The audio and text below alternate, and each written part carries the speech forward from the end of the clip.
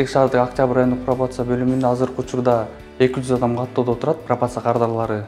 Анын аткаруу пробациясы боюнча 124 клиент болсо, 76 коомдук жумуштар боюнча келип түшкөн. 102 кардар именно аткаруу пробациясы боюнча, ал эми калган 22 кардар болсо, мөөнөтүнө шарттуу түрдө бошоп келген кардарлар болуп аталар. Октябрь райондук пробация бөлүмү республикалык психиатрия жана наркология борбору менен жана ошондой эле башка жумушсуз жарандарды каттоо боюнча Октябрь райондук бөлүмдөр менен тыгыз байланышта иштеп атабыз. Алардын катарында жакында пробация кардары алкоголдук ичимдиктен көз каранды жарандарды наркология органына дарыланууга жаткырууга алар менен чогуу иштешип, көмөк көрсөтүп атабыз. Потреблял легкие наркотики, оступился. Вот департамент пробации спас от тюрьмы. Потом, не мог найти работу с судимостью. Пил алкоголь, употреблял сильно. Департамент пробации направил в наркологию на лечение. Вылечился, бросил пить, нашел работу. Все хорошо, с семьей, порядок.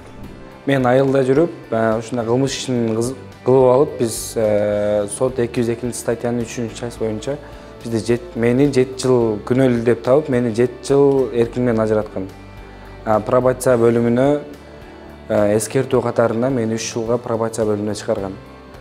Биз Бишкекке которулуп келип, Бишкекте мен иштегениме байланыштуу тапкан акчаларым квартирама же тамак ашыма эле жетип атканына байланыштуу мен таксиге чыгайын деп пробация бөлүмү автошколаны бекер кылып берүүнү чечип, бизге азыркы учурда мен бекер окуп жатам да. Жакшы окуп, ийгиликтүү тапшыра турган болсо, мындан ары жумушка орноштуруусун да маалымдашты.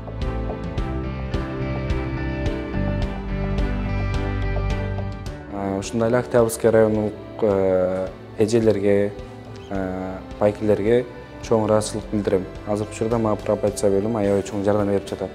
Жизнь изменилась коренным образом, в лучшую сторону. Пробация кардарлары жардамга муктаж боло турган болсо, ошондой эле пробация бөлүмү тарабынан материалдык, гуманитардык, психологиялык, медициналык жардамдар көрсөтүлөт. Жана ошондой эле бул максатта алардын социалдык адапташтыруу максатында жана коомго кайтаруу максатында пробациялык бөлүм тарабынан башка мамлекеттик органдар менен тыгыз байланышта иштеп, бул боюнча алгырылуу иштер жүргүзүлөт.